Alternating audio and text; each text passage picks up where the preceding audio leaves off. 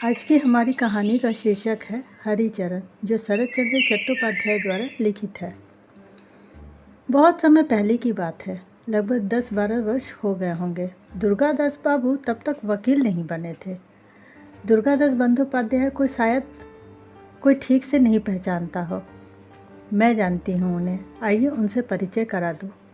बचपन में ही कहीं से एक अनाथ कायस्थ बालक ने रामदास बाबू के घर में आश्रय लिया था। सब कहते थे लड़का बड़ा होनहार है, सुंदर, बुद्धिमान नौकर। दुर्गादास बाबू के पिता को स्नेही भृत्य था। वो सारा काम निपटा दिया करता। गाय को चारा देने से लेकर बाबू की तेल मालिश तक सब वो स्वयं ही करना चाहता था। हमेशा व्यस्त रहने में ही उसे खुशी मिलती। लड़के का नाम हरिचरण था। घर की मालकिन अक्सर उसे देखकर चकित होती, कभी कभार टोक भी देती थी। हरी दूसरे नौकर भी है, तुम बच्चे हो, इतना काम क्यों करते हो? हरी में एक और कमी कह सकते हैं, वो बहुत हंसना बहुत पसंद करता था। हंसकर उत्तर देता, माँ हम गरीब हैं, हमेशा काम करना पड़ेगा और वैसे भी बैठकर क्या होगा। इस तरह काम करते हुए स्नेही की गोद में पतला हरिचरण का 1 वर्ष व्यतीत हुआ। सुरो रामदास की छोटी बेटी है। उम्र अभी लगभग 5-6 वर्ष है। हरिचरण के साथ उसकी बड़ी आत्मीयता है। जब उसे दूध पिलाना हो तो उसकी माँ को हमेशा बड़ी परेशानी होती थी। अथक प्रयत्न के बाद भी जब वो अपनी बेटी को दूध पीने के लिए नहीं मना पाती थी तो हरिचरण की बातों का ही उस पर असर होता था। अब छोड़ो ये सब, बेकार की बातें बहुत हुई, असल मुद्दे पर आती हूँ। सुनो, शायद सुरो के हृदय में हरिचरण के प्रति प्रेम का अंकुर फूटने लगा था। दुर्गादास बाबू की उम्र जब 20 वर्ष की थी तब की ये घटना सुनाती हूँ। वो इन दिनों कलकत्ते में पढ़ा करते थे। घर आने के लिए स्टीमर पर दक्षिण की ओर जाना पड़ता था। उसके बाद भी लगभग 10-12 कोस पैदल चलना होता था। राह इतनी सुगम्य थी, इस कारण दुर्गादास बाबू घर बहुत कम आते थे। इन दिनों वो BA पास होकर घर लौटे थे। माँ अत्यंत व्यस्त रहती थी। उन्हें अच्छी तरह खिलाना पिलाना देखभाल करना जैसे पूरे घर में उमड़ पड़ता था। दुर्गादास ने पूछा, माँ ये लड़का कौन है? माँ ने कहा, ये एक कायस्थ का बेटा है। माँ बाप नहीं है, इसलिए तुम्हारे पिता ने इसे रख लिया है। नौकर का सारा काम कर लेता है और निहायत ही शांत प्रकृति का लड़का है। किसी बात पर भी क्रोधित नहीं होता है। माँ बाप है नहीं, उस पर छोटा बालक, मैं उसे बहुत स्नेह करती हूँ। दुर्गादास बाबू को हरिचरण का यह परिचय मिला। जो भी हो, आजकल हरिचरण का काम बहुत बढ़ गया है। वो तनिक भी संतुष्ट नहीं है। छोटे बाबू को स्नान कराना, आवश्यकता अनुसार घड़े में जल भरकर लाना, ठीक समय पर पान उपलब्ध कराना, उपयुक्त अवसर अनुसार हुक्के का प्रबंध इत्यादि वह अत्यंत कटु था। दुर्गादास बाबू भी अक्सर सोचते लड़का निहायत ही इंटेलिजेंट है, अतः कपड़े धोना, तंबाकू सजाना जैसे काम हरिचरण के ना करने पर और किसी का काम पसंद ही नहीं आता था। कुछ समझ नहीं पाता हूँ, कहाँ का पानी कहाँ जाकर खड़ा होता है।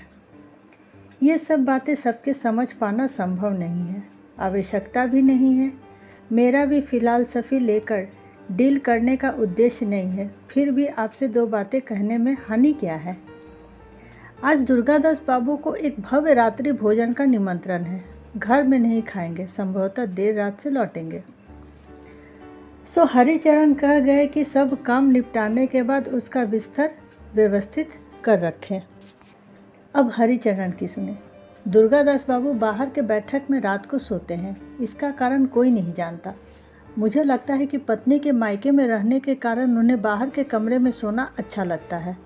रात को सोते समय हरिचरण उनके पाँव दबाता है और जब वे गहरी नींद में चले जाते हैं तो वो साथ के कमरे में सोने चले जाता है।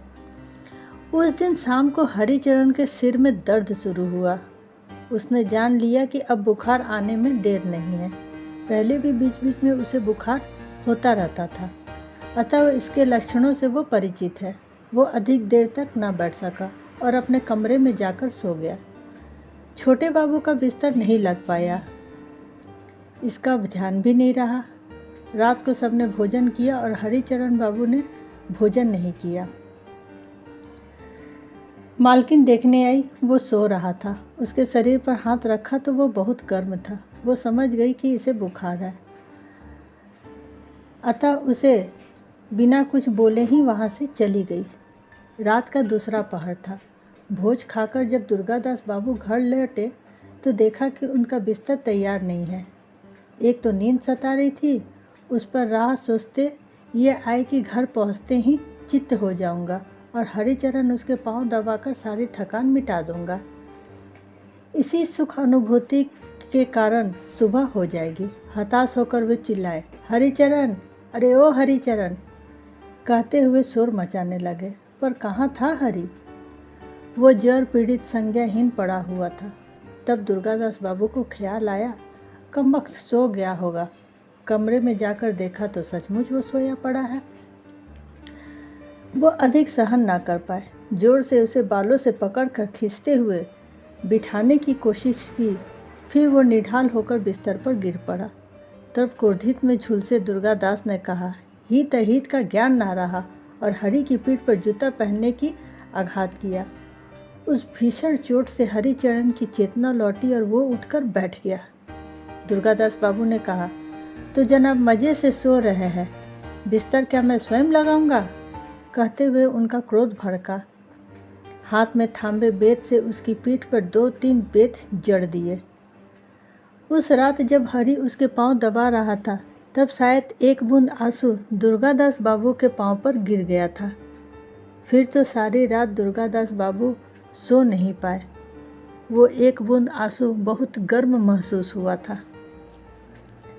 दुर्गादास बाबू हरिचरण को बहुत प्यार करते थे। उसकी नम्रता के लिए ही वे नहीं, वो सब उसका प्रिय पात्र था।